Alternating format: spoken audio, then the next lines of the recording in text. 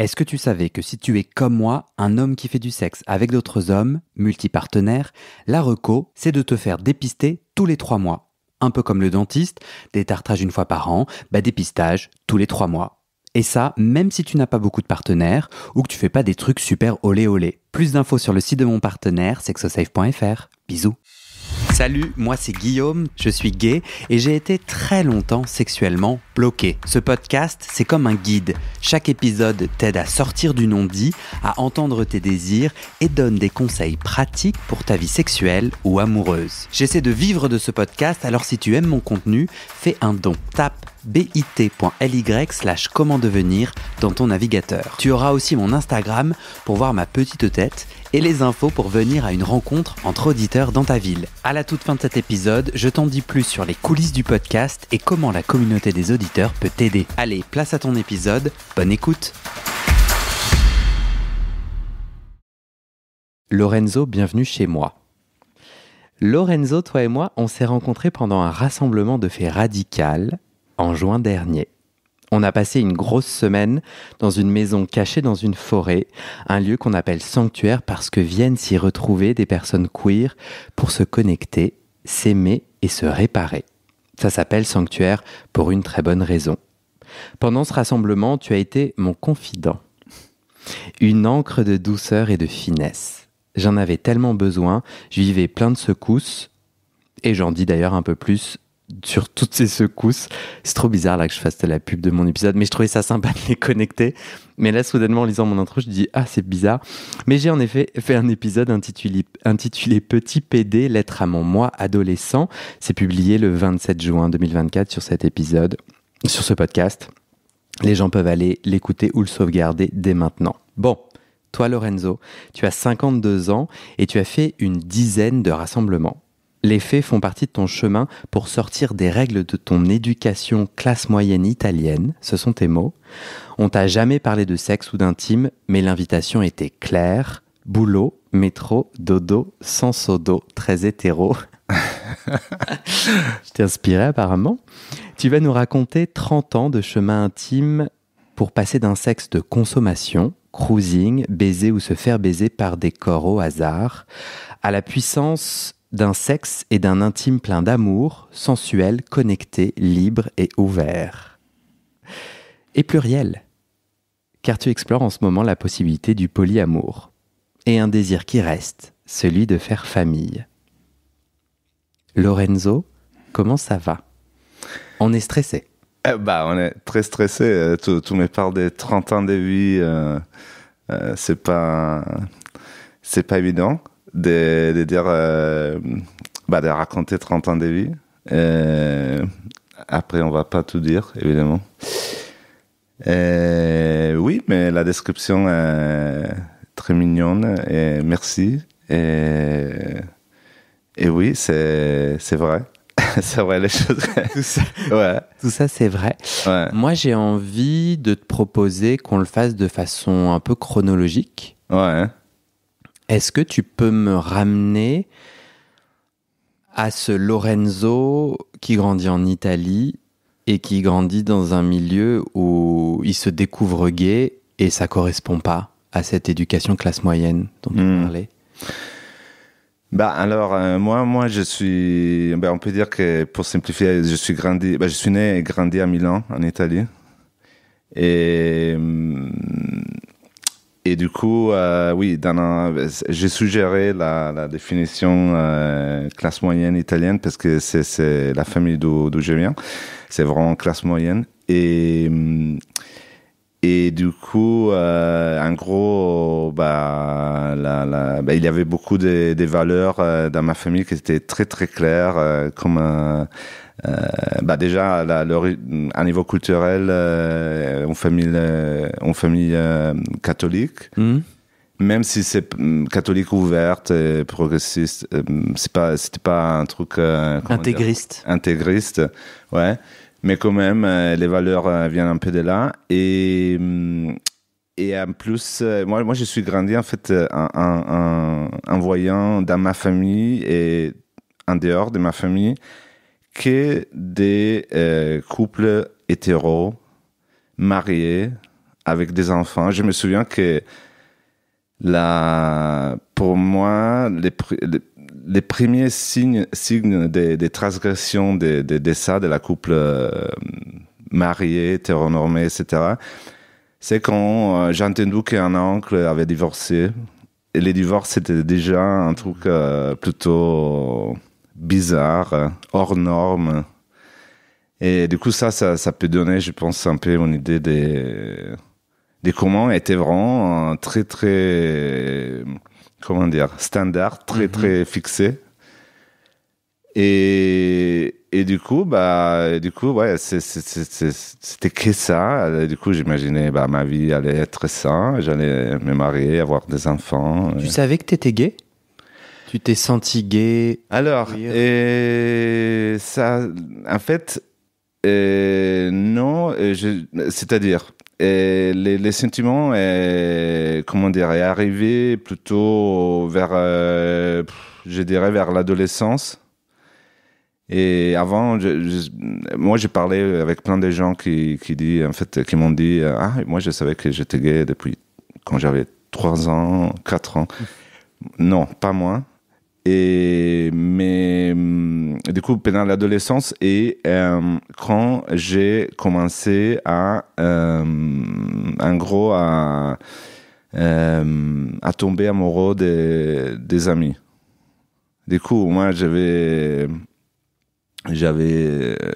des amis. En fait, alors, plutôt après l'adolescence, du coup, plutôt vers les 17 ans, 18 ans. Et j'ai vraiment là, ça commençait à devenir évident. Parce qu'en gros, j'avais toujours un meilleur ami. Avec qui j'étais tout le temps, et ça commençait, j'ai commencé à avoir ce type de dynamique dans ma vie, et j'avais un meilleur ami et c'était une espèce de couple. Et du coup on parlait tout le temps au téléphone, on se voyait tous les jours, etc. Et à un moment donné, je vois ces meilleurs amis dont je l'ai dit là avec recul, mais dont je suis tombé amoureux. Et du coup, petit à petit, j'ai commencé à sentir quelque chose et à sentir une attirance, même physique. Et du coup, j'ai commencé à réaliser que ça était là, mais en même temps, évidemment, pour mon éducation et tout ça, et j'ai cherché un peu d'être hétéro. Et du coup, de dire, ah non, mais peut-être que ça c'est pas un truc important, ça va passer. Après, peut-être que j'ai pas rencontré la femme de ma vie, et toi, tous ces types de légendes, alors que non, que évidemment c'était pas le cas. Parce que dans le Milan des années 80, c'est ça? 90. Ton adolescence, c'est pas en 90, c'était non, ouais. Alors, les années 80... c'est ton adolescence, les années 80? Oui. Ce Milan-là, donc dans ta famille, il n'y a que des couples hétéros, et quand l'oncle divorce, c'est une transgression. Tu grandis dans un Milan et tu vis un Milan où il y a des couples gays, il y a une visibilité queer. Non, alors... Déjà, moi, je suis pas... Alors, de 4 à 15 ans, ça devient un peu plus compliqué, mais de 4 à 15 ans, ma famille a bougé dans une ville moyenne, pas une petite ville, plus ou moins, dans le nord-est de l'Italie, pas loin de Venise. Et du coup, jusqu'à 15 ans, moi, j'étais dans la Provence italienne. Après, on est retourné à Milan. Du coup, de 15 ans, là, c'est vraiment l'adolescence, finalement, je l'ai fait à Milan. Et à Milan, non, j'avais rien autour de moi. Alors, franchement, Pas de film, pas de livre, pas de représentation. Non, Ouais. non, Pas vraiment. Évidemment, avec le temps, j'ai commencé à remarquer plus des représentations. Moi, je suis très passionné des cinémas. J'allais au cinéma tout le temps. Et à bout d'un moment, on a commencé à voir des films. Je me souviens, My Own Private Hideout de Gus Van Sant, que c'était un film mais là, j'étais déjà un peu plus...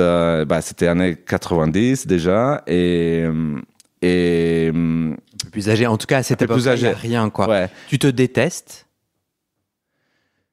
Il y a de la détestation quand tu essaies d'être hétéro, cet amour qui pointe pour ton meilleur ami, il se passe quoi dans ta tête? Tu te dis quoi dans ta tête? Alors, avec ses meilleurs amis, en fait... non, je me déteste pas. Mais évidemment, j'ai peur. J'ai peur de le faire sortir.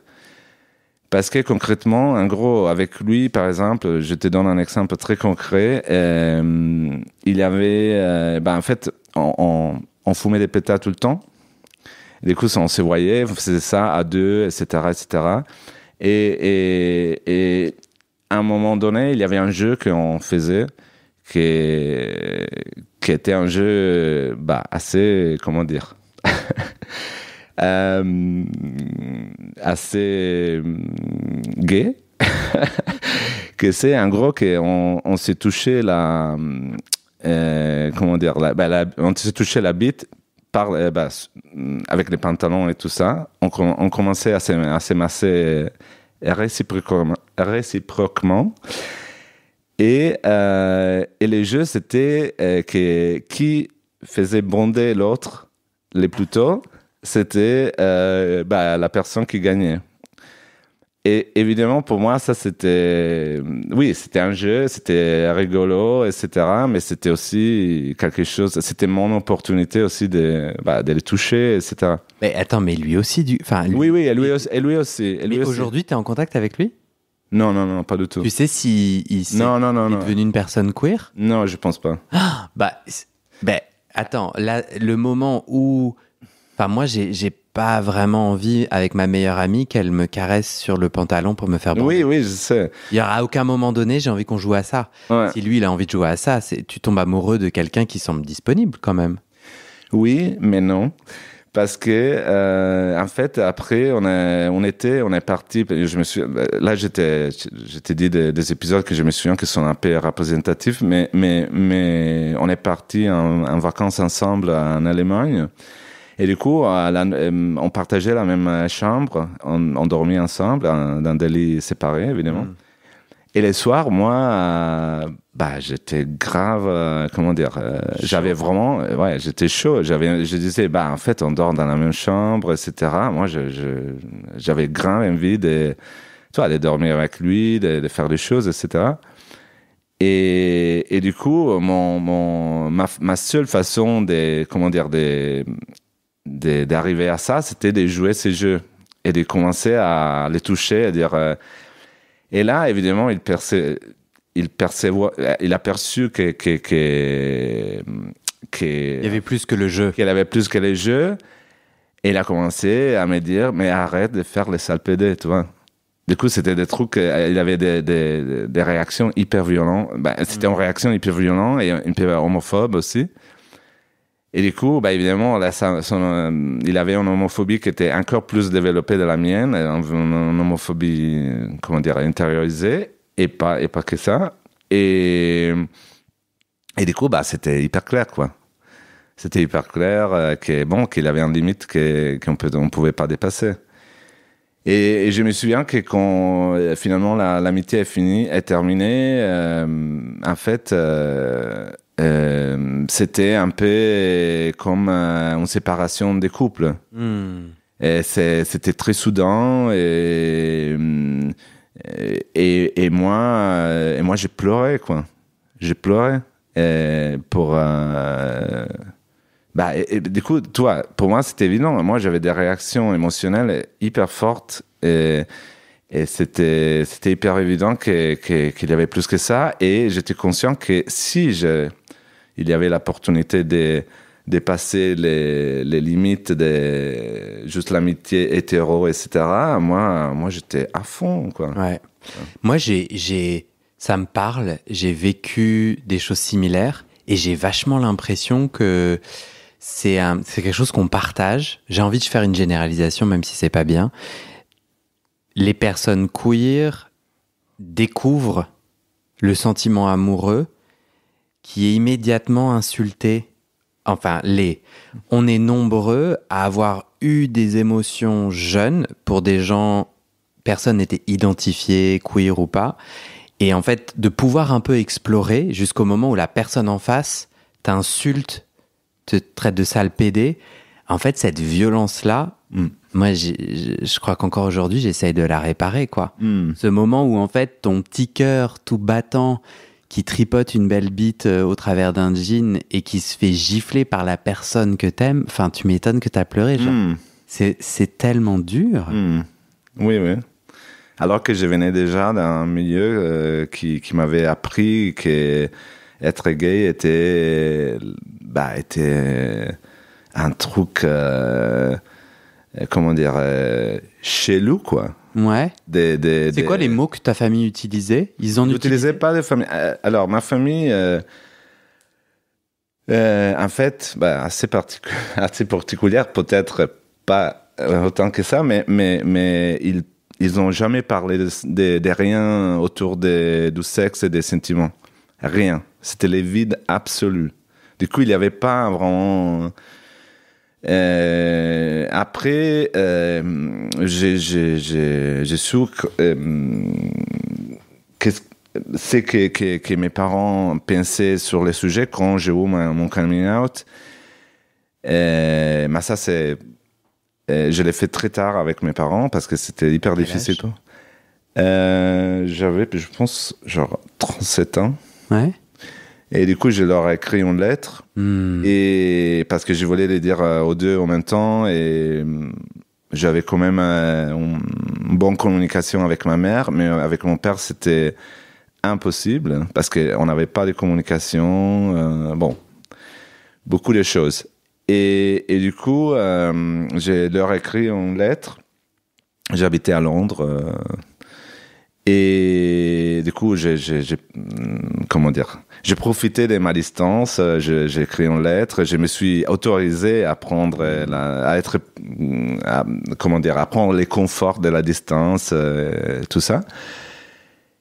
Et mon père, ma mère m'a appelé, m'a dit, ah oui, mais moi je le savais déjà, comme ça, et de toute façon, mais elle m'a un peu engueulé parce qu'elle m'a dit, mais en fait, comment toi pu le dire à ton père, il va jamais comprendre, etc., etc. Et mon père m'a écrit une lettre que j'ai conservé parce que pour moi c'est vraiment un répertoire. Non, je sais pas si on dit un répertoire. Quelque chose d'historique. C'est parce que c'est vraiment un condensé des commentaires homophobes. Mais c'est un truc vraiment que c'est incroyable. Il a réussi à condenser tous les stéréotypes homophobes. En fait, mon père, il est catho, ok, mais il est aussi quelqu'un de très détaché de la société, de la réalité. En dehors de la famille, il n'a pas d'amis, etc. Et ça a été toujours comme ça. Et il regarde beaucoup de télé. Et du coup, finalement, moi, je pensais, en fait, son rapport avec la réalité, c'est vraiment d'un côté, aller à l'église tous les dimanches, et du coup, les messages qui arrivent de la religion, et d'un autre côté, la télé. Et du coup, la réalité réelle n'est pas vraiment là dans sa vie. C'est-à-dire, il y a vraiment très peu. Et du coup, malgré ça, il a un peu, mis ensemble un peu les choses qu'il connaissait sur l'argument. Et il m'a commencé à dire des choses genre tu aurais dû nous dire plus tôt, comme ça on aurait cherché de l'aide. Il a parlé il m'a dit genre si quelqu'un a des problèmes sexuels comme les tiennes, en fait, il faut pas en parler, il faut les garder pour toi-même, etc. Des trucs aberrants et auxquels j'ai répondu avec toute la bienveillance que je pouvais avoir en disant, en fait, on peut, comment on dit en français, agree that we disagree. Ouais. On est d'accord qu'on n'est pas d'accord. On est d'accord qu'on n'est pas d'accord. Mais la seule chose que je vais te dire, juste deux choses. Une chose, c'est que tu me blesses quand tu dis ça. Il faut que tu le saches. Et l'autre chose, c'est que je peux dire que certainement, c'est moi, entre nous deux, la personne qui connaît l'argument mieux. Parce que toi, je pense que tu n'as jamais rencontré une personne gay dans ta vie. Alors que moi, pas seulement je suis gay, mais toi, j'avais un copain. Et toi, et du coup, au moins, moi, je peux dire que je sais un petit peu plus que ça, que toi. Et bon. Et après, c'était fini comme ça. Mais. C'est quoi votre lien aujourd'hui ? Oui, on se voit, on parle pas de ça, évidemment. Il a évolué, t'as l'impression, sur ce sujet ? Non. Parce qu'on n'a jamais vraiment... En fait, sa façon de pouvoir gérer tout ça, c'était un peu de... on n'en parle pas. Et oui, moi, j'aurais pu attaquer et dire ah non, mais non, je vais parler de. Mais finalement, non, je me suis adapté à ça. De toute façon, moi, j'habite à Paris. Avant, j'habitais à Londres. J'étais toujours ailleurs. Du coup, on se voit pendant des périodes limitées. Et évidemment, ça, c'est à niveau, comment dire, à niveau personnel et d'estime personnelle, d'estime de moi-même, c'est quelque chose d'assez, comment dire, assez difficile parce que évidemment, pas pouvoir avoir comment dire, un regard un peu humain et d'amour malgré tout. C'est très blessant pour un fils en général, je pense. N'importe quel rapport on a avec nos parents, ils sont nos parents, toi. Et du coup, ouais. Et j'ai l'impression aussi du système familial. Parce que ce que je trouve, la violence qui a aujourd'hui encore de l'impact sur toi, elle vient de ton père et elle vient de ta mère qui, dans sa réaction, je trouve, je sais pas si elle a évolué, mais du coup prend parti pour ton père. C'est-à-dire le système en place. C'est ouf ce qu'elle réagit. Elle aurait pu dire comment je peux t'aider avec ton père, on va en parler, etc. Vrai. Tu deviens aussi coupable. Et c'est ça que je trouve, et que moi, on m'a aussi dit dans ma famille, c'est que quand t'es le seul queer, en fait, je trouve ça terrible parce qu'on a vraiment que des choix de merde. Soit tu coupes les ponts, et en fait, il y a quand même toute une part de toi, enfant, adolescent, qui est tellement violentée, et puis t'as un peu... la famille d'hétéros, ils disent ah ouais, il a des problèmes, il a coupé. Enfin, tu deviens à aucun moment donné, tu vois, les gens se demandent tiens, il a coupé les ponts, pourquoi ? Parce que j'ai jamais entendu une famille qui s'est dit tiens, il y a des ponts qui sont en train de se couper. Est-ce que moi je fais de la merde ? C'est toujours celui qui coupe les ponts qui est. Ou bien t'as le choix de sortir du silence face à un système familial. Et je parle de système parce qu'il y a vraiment, tu vois. Des gens qui s'entre-soutiennent dans le silence et qui, du coup, qui te regardent un peu te noyer en faisant « Mais c'est quoi le sujet ? Non, mais j'ai pas envie d'en parler. » Oui. Qu'est-ce que tu nous emmerdes un peu ? Enfin, je sais pas si tu ressens... sortir du silence, ça veut dire rentrer dans les conflits, quoi. Et du coup, c'est prendre la responsabilité de dire « là, je vais faire ma petite guerre en famille, etc. » Alors que ce sont... je sais pas la tienne, mais Mais la mienne, certainement, classe moyenne, etc., c'est vraiment un milieu dans lequel, en fait, la normalisation de tout est à la base. En fait, comment dire, la paix, il y a éviter de créer des problèmes, du coup, la sécurité et tout ça, du coup, arriver là et commencer à élargir, secouer, dépoussiérer. Ouais, dépoussiérer. Questionner. Questionner. En fait, visibiliser. En fait, c'est ça. Toi, tu dis l'éducation, ou en tout cas la culture du silence, c'est que du coup, il n'y a pas de conflit, il n'y a pas de remous. Oui, c'est ça. Il y a une forme de stabilité, de l'unicité, etc. Oui, Au moment où tu poses des questions, soudainement, tu mets la lumière sur des craquelures, sur des reliefs, et ça déteste. Ouais, c'est ça, exactement ça.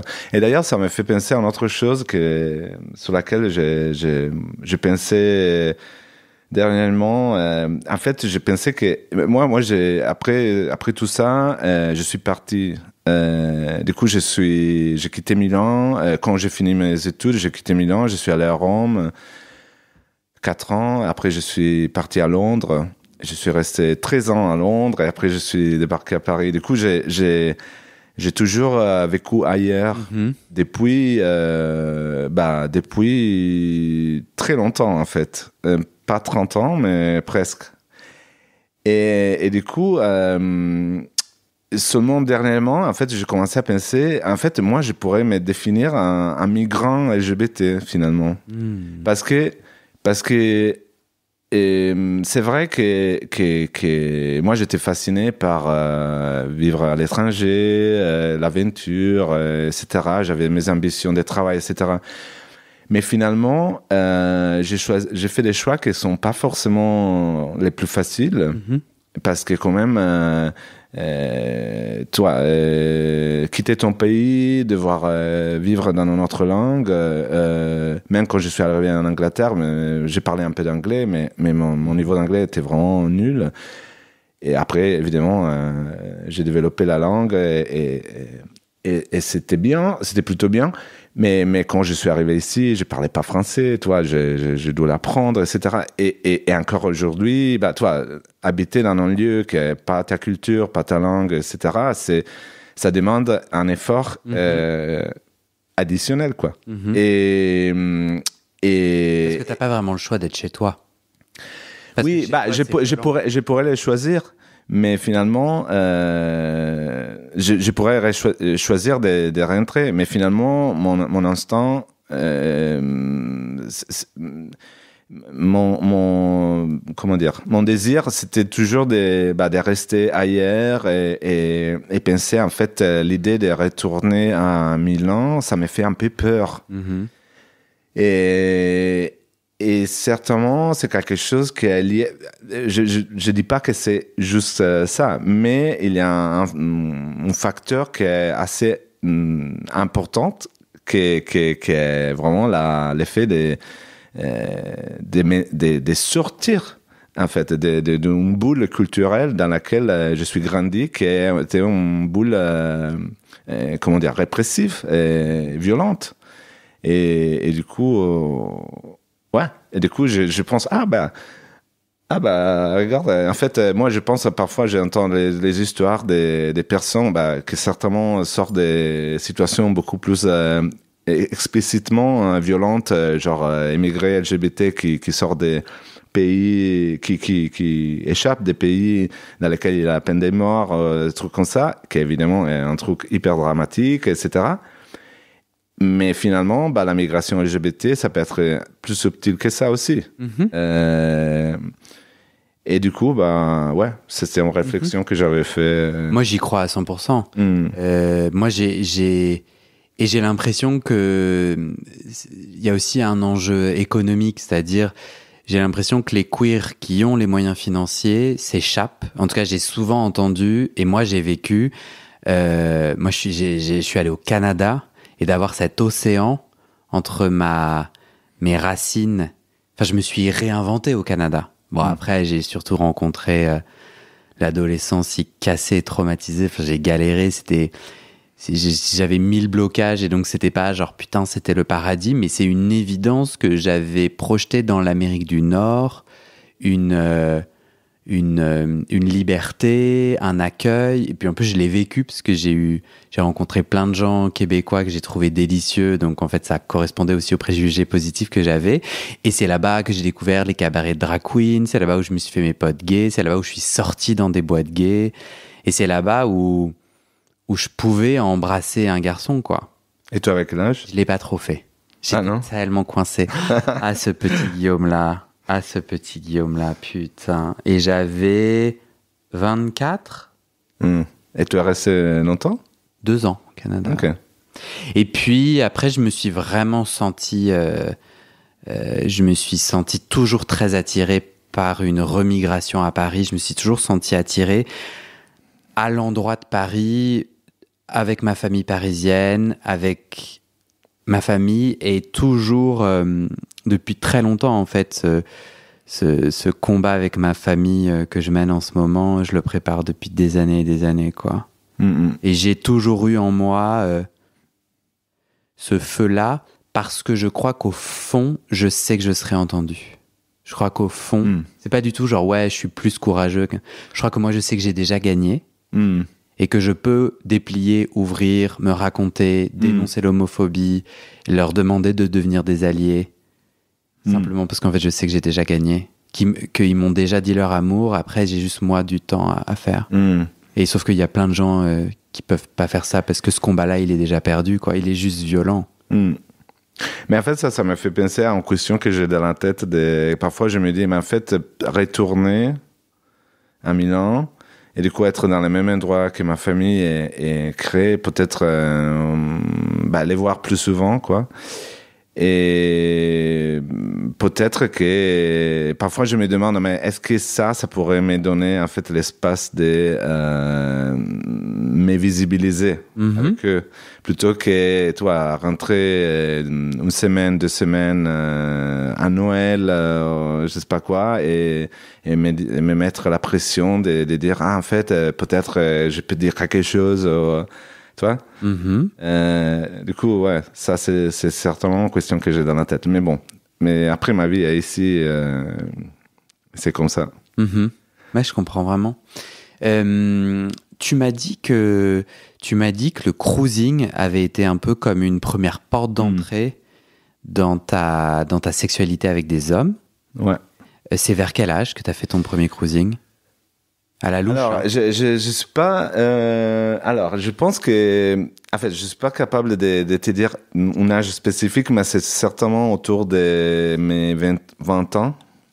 Du coup, genre 19, 20, un truc comme ça. On a laissé le meilleur ami, on a pleuré le meilleur ami. Après, j'ai eu d'autres amitiés un peu pareilles, mais bon. C'était pas genre que j'étais amoureux, mais quand même j'ai pensé un peu, il y avait cette idée dans un coin de mon cerveau il faut que je trouve une façon d'être physiquement avec un garçon. Et finalement il y a eu un épisode que bon, moi je rigole là, mais c'était une autre chose pas drôle pas trop, qu'en gros, il avait un autre meilleur ami plus tard qui... En fait, avec le temps, j'ai commencé un peu à pouvoir en parler. Et du coup, comment dire, au moins à sortir un peu l'idée que faire savoir à certaines personnes que j'avais des désirs, etc. Et du coup, j'avais ses meilleurs amis. Et à un moment donné, je lui dis, mais écoute, et c'était évidemment, chaque fois, c'était des discours hyper, hyper difficiles. J'arrivais pas à trouver les mots. C'était un truc, c'était vraiment galère. Mais bon, j'arrive quand même à lui dire, en fait, moi, ça m'est arrivé plusieurs fois de vouloir aller un peu au-delà de l'amitié, etc., etc. Avec le cœur qui doit battre, Oui. 8000 à l'heure, Ouais. les mains moites. Ouais, Ah ouais, je exactement. me souviens. Il a répondu quoi? Et lui, non, lui, il était plutôt cool. Il me dit, ah oui, je comprends, etc. Je suis content que tu me l'as dit, etc., etc. Et rien passe. Après, évidemment, on s'est voyé tout le temps. Et du coup, en soirée, on était chez lui et on était un peu bourrés. Et on regardait la télé, je ne sais pas, un truc comme ça. Et lui, il m'embrasse. Il m'embrasse et et on commence à se rouler des pelles. Et il commence à me toucher. Et moi, je les touche, etc. Et du coup, on fait un peu comme ça et après, ça arrête là. On va pas trop loin. Et après, comme les podcasts, c'est un podcast de sexe, je vais partager un détail un peu plus sexuel. Et avec lui, en fait, à un moment donné, je me souviens que on était en train de sortir pour aller voir des amis, boire une bière, etc. Et on arrive, on gare la voiture. C'était après le premier baiser? Oui, Okay. Après. Dont on n'a pas reparlé. Le premier baiser, on n'en parle pas. Après, oui, on n'a pas, si, on en a parlé un peu, mais c'était un truc, franchement, je me souviens pas exactement comment on l'a positionné, quelle valeur on y a donné, quoi. On y a donné. Je dis que tu vas en soirée. Excuse-moi. On va en soirée, on arrive avec la voiture, on gare la voiture, c'était la nuit, c'était Milan. Et on était en train de discuter, en fait, je sais pas comment on est arrivé à ça, mais en gros, on était en train de négocier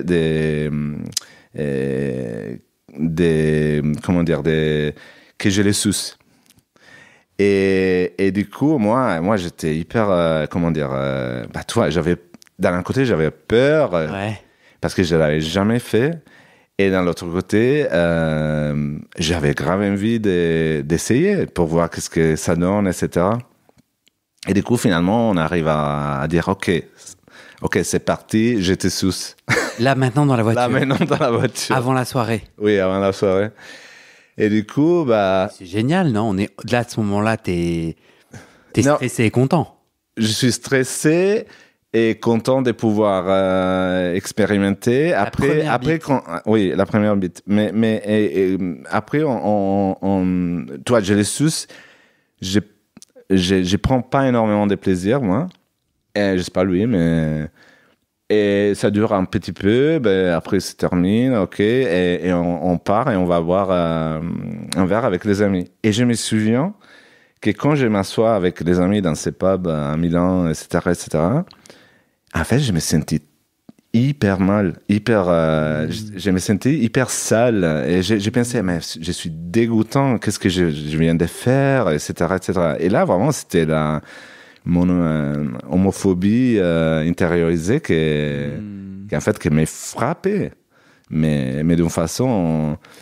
Et je me souviens de ça. Et alors que si je pense maintenant, quand je suis sur une bite, c'est génial, quoi. Et j'ai pas de sentiment de culpabilité du tout, en fait. Et du coup, ça. Et après, avec lui, une autre chose assez, comment dire, pas très encourageant pour ma émancipation gay, c'est que finalement, après, je pars en voyage sans lui. Et quand je rentre à Milan, je vois que je l'appelle, etc. Je le sens un peu changé, etc. Et enfin, finalement, je le vois. Il me fait un grand discours. Il me dit, en fait, j'ai compris que, en fait, j'ai pas trop envie de sortir avec toi, de te voir, de te continuer à voir. Et en fait, les trucs gays, c'était pour moi plutôt une façon d'expérimenter. Mais là, c'est fini. Et bon, et bye. Et du coup, c'était une autre fois, comment dire, un retour assez violent que ça m'a pas aidé. Bon. Mais c'est marrant, enfin, c'est absolument pas marrant, pardon. C'est intéressant parce que justement dans ta sexualité cruising ou quand on préparait cet entretien, tu me parlais de te sentir objet. Je trouve que tout ce que tu as raconté et les violences vécues, j'aurais envie de faire un lien et je trouve le lien assez aisé que ton cœur va vers un lieu de cruising ou dans la pénombre que j'imagine. On est tous des objets et tu peux sucer sans être violenté? Non? Alors, non. C'est-à-dire... Ok. Non, parce que pour moi, les liens, c'est plutôt que finalement, j'étais tellement, comment dire, désespéré que je savais pas quoi faire pour rencontrer quelqu'un. En fait, j'avais ce désir et je connaissais personne qui était gay, mais personne dans mon cercle d'amis, il y avait personne. C'était incroyable, je sais pas. C'était hyper hétéro, etc. Et j'avais mes expériences avec des amis intimes et que c'était mal passé, évidemment. Et finalement, un jour, je découvre qu'il y avait un parc à Milan dans lequel il y avait des... En fait, je savais même pas qu'est-ce que c'était le cruising, mais il y avait des rencontres, les mecs se rencontraient. Comment t'as su ça? Bah, parce que, alors, je l'ai vu dans un film déjà, mais c'était plutôt une représentation plutôt liée au travail du sexe, etc. Mais c'était quand même représenté un peu comme un lieu des rencontres un peu comme ça dans la nuit. Le film donne... Ah ouais, toi tu t'es pas dit c'est une fiction, tu t'es dit mais peut-être que ce parc existe. C'est génial. Oui, mais en plus, j'ai commencé à faire attention quand j'ai passé dans ces parcs pour voir, et j'ai vu des silhouettes qui bougeaient dans certains lieux, dans certains coins du parc. Et du coup, je me suis dit, là, il y a quelque chose qui passe. Et finalement, je pense que je suis allé d'abord un après-midi, parce que je me souviens que c'était pas nuit, c'était plutôt, oui, il y avait c'était encore jour. Et du coup, il y avait ces mecs-là, qui était en train de lieu de drague, ça veut dire je sais pas, j'imagine que tu connais, mais après je sais pas. J'ai jamais fait de faux. J'ai fait une fois du cruising sur une plage en Espagne, à Sitges, mais je ne suis jamais allé à Paris, il y en a et tout, jamais, non. J'ai besoin qu'on se regarde dans les yeux, j'ai besoin de sentir du désir. En fait, quand je suis juste une bite ou un trou, j'arrive pas à me connecter à la sexualité. Je sais pas si c'est un désir refoulé. Et puis en plus, je crois que j'ai peur. Et puis en fait, j'aime bien le confort. Et donc, je sais pas, genre, tu me suces et je m'appuie à un arbre. Ok. Et en tout cas, si c'est moi qui te suce et tout, moi, mes genoux, ils ont mal en fait sur les petites brindilles. Bon, passons. Mais ouais, lieu de drague, faut que j'imagine quoi, une espèce... Il y a des bosquets dans ce parc de Milan. Oui, il y a des bosquets, et du coup, il y a, comment dire, des chemins un peu cachés.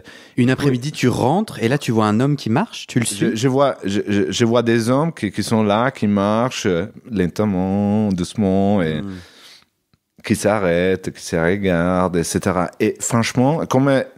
Dans les lieux de drague, il y a des codes en fait qui sont assez spécifiques et que si tu les fréquentes, tu les apprends. Ouais. Mais quand je suis allé la première fois, j'avais aucune idée et ça me semblait un truc hyper étrange en fait. Je comprenais pas qu'est-ce qu'il fallait, qu'est-ce qu'il faisait et comment ça marchait, et j'ai rien fait en fait. Et en plus, la chose que tu viens de partager à propos d'être un trou, etc., et toi, les sexes sans connexion humaine, je les partage totalement. Moi, j'étais exactement la même chose. Quand je suis allé là, je me suis pas senti excité en fait. Et c'est juste que pour moi, c'était... je me mettais un peu... Comment dire? Je me poussais à aller jusqu'au bout Parce que, en fait, j'avais compris que je devais faire quelque chose pour découvrir et pour pouvoir rencontrer quelqu'un. Et du coup, pour moi, je voyais pas d'autre façon. Tu vois, c'était les années 90, il y avait pas, c'était le début d'Internet, il n'y avait pas des sites de rencontres encore, même pas ça, non? Et du coup, il y avait des bars gays à Milan, et je suis allé quelques fois dans un bar gay, mais c'était un truc hyper nul, bizarre. C'était vraiment, du coup, tous les lieux de rencontres que je connaissais, en plus, incluant les lieux de drague, c'était des trucs pas très joyeux, quoi. Ouais. Et du coup, t'as fait combien de temps du cruising? Et alors, là, la première fois, j'ai rien fait. Et après, en fait, petit à petit, j'avais une petite habitude que quand j'ai sorti en soirée avec mes amis, en gros, je me bourrais la gueule et à fin de soirée, bourré, du coup, toi, l'alcool m'a aidé à trouver le courage et j'allais là dans la nuit et j'ai commencé à faire des choses. Et je me souviens que la première fois que j'ai fait quelque chose avec quelqu'un, là... Ah, je t'arrête. Ouais. Car c'est la fin de notre première partie et que je trouve que ça donne très envie d'écouter la suite. On commencera sur ça, sur la première fois où tu as fait un truc. Ça marche. C'est très abrupt. Rendez-vous dans la partie 2 de ton témoignage. Est-ce que tu veux une petite pause pipi? Oui.